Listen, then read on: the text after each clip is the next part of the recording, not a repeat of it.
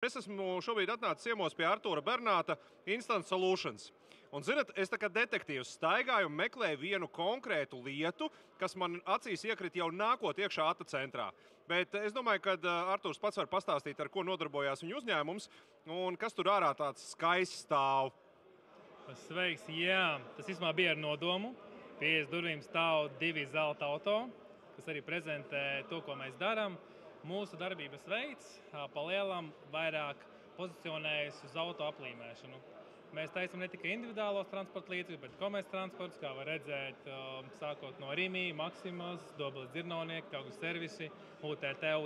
Mēs taisam pakomātus, Omnivas, DPD un vispārējais. Mēs esam lielformāta reklāmas ražošanas uzņēmums. Mēs uzstādām arī visu, kas ir taisnās, plaknes, interjeru dizaina, kaut kādi elementi, ka tās būs stikla sienas vai industriāla ēku fasāžu tonēšana. Viss, kas ir līmējams, viss, kas ir lielās par A3 formātu, visu mēs varam izgatavot, uzstādīt un novest līdz galam. Kolosāli. Tas nozīmē, ka ja vien jums ir kaut kas aplīmējams, jā, tad droši nākat pie Artūra, taisiet 1-1.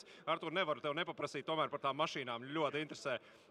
Ir kaut kas tās super ekstra interesants, kas tev ir gadījies, kādu ir klients pasūtījis aplīmējumu? Es varu pateikt, kas ir super ekstra sarežģīts un neiespējams. Mums tur stāv plēvītiem, tā kas ir vidējā.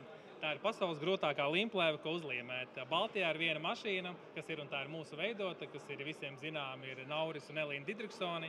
Viņiem ir Tesla, kas ir tieši šādā krāsā. Tas ir super grūts pasākums, ko īsti neviens negrib darīt. Mēs izdarījām, mašīna ir pamanāma, bet galvasāpes, es domāju, un sirvim mati ir pāris jauni klāti jau. Nu, redzat, es domāju, ka tas nav tikai par mašīnām. Vēlreiz, vai tas būtu jūsu mikroautobuss, vai tā būtu jūsu fasāde uzņēmumam, vai kāda cita plakne, ko aplīmēt. Sākot ar darba laiku uz durvīm, beidzot ir kura cita izpausme. Artūrs, man liekas, ir ļoti skaidri nodemonstrējis to, ka viņš nebaidās no jebkādiem izaicinājumiem ar visgrūtākajām plēvēm. Tā kā noteikti nāciet, aprunājieties, būs interesanti un veidojiet sadarbību.